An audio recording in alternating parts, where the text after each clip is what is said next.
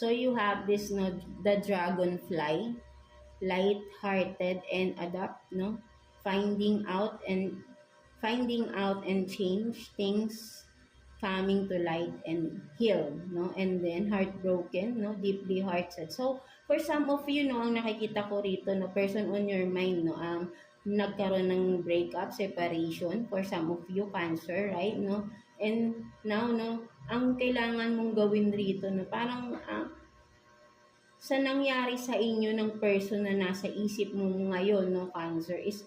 parang may advice sa'yo rito no, with the dragonfly, no, kailangan mong i-accept yung reality ng separation na ito, right, no, hindi mo kailangang magpanggap na,